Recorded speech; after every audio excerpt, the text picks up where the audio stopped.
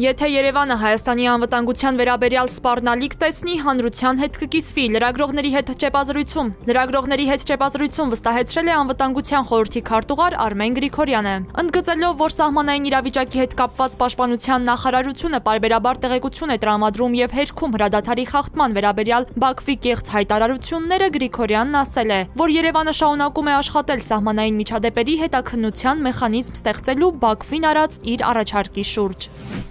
Ադրբեջանում 2020 թվականից գերեվարման մեջ գտնվող շուրջ 80 հայ ենթարկվել է բռնի անհետացման, հայտարարում է իրավապաշտպան Սիրանուշ Սահակյանը։ Նա հավելել է, գերիների հետ կապված կարևորագույնը ազատ արձակման հարցն է, բայց մինչ այդ կարևոր են պահման պայմանները, պետք է նրանց իրավունքները հարգվեն։ Ըստ պաշտոնական տվյալների Բաքվում պահվում է 23 հայ, որոնցից 5-ը գերեվարվել է 2020 թվականին, մյուսները 2023 թվականին։ 23 անձից 7-ի մասով արդեն իսկ դատավարություններն ավարտվել են, կան մեղադրական վճիռներ։ Արցախից բռնի տեղահանված կարիքավոր ցածր եկամուտներ ունեցող ընտանիքներին լրացուցիչ հրատապ սոցիալական աջակցություն կտրամադրվի ապրիլից մինչև դեկտեմբեր։ Կառավարության ընդունած որոշման նախագծում կարիքավոր են դիտարկվում այն ընտանիքները, որոնց մեկ անդամի հաշվարկով ամսական եկամտի չափը ցածր է 55,000 դրամից։ Նախատեսվող ամսական աջակցությունը կկազմի ընտանիքի առաջին բռնի տեղահանված անդամի համար 40,000 դրամ, մյուս անդամներից յուրաքանչյուրի համար ևս 10,000 դրամ։ Հայաստանում չգտնվող անձանց աջակցության դիմումը կմերժվի։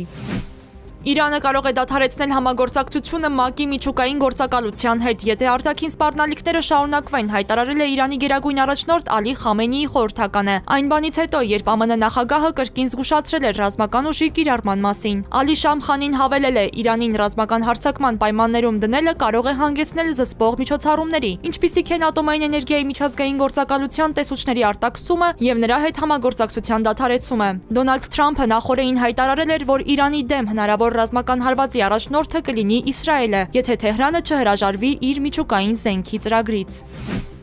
ԱՄՆ պետդեպարտամենտի կողմից ֆինանսավորման կայունության հարցում անորոշության պատճառով, որը կազմում է կազմակերպության բյուջեի 24%-ը, Կարմիր խաչի միջազգային կոմիտեն դադարեցրել է անձնակազմի հավաքագրումը։ Կազմակերպության տնօրեն Պիեր Կրախնեբուլը հայտնել է, որ այս պահի դրությամբ ֆինանսավորումը չի դադարեցվել, սակայն բյուջեով նախատեսված նոր աշխատակիցների հավաքագրումը դադարեցվում է։ Նա նաև հավելել է, ամերիկյան ֆինանսավորման կրճատման պատճառով ԿԽՄԿ-ն շատ մտահոգված է Ժնևում տեղակայված ոչ կառավարական եւ միջազգային կազմակերպությունների ապագայով։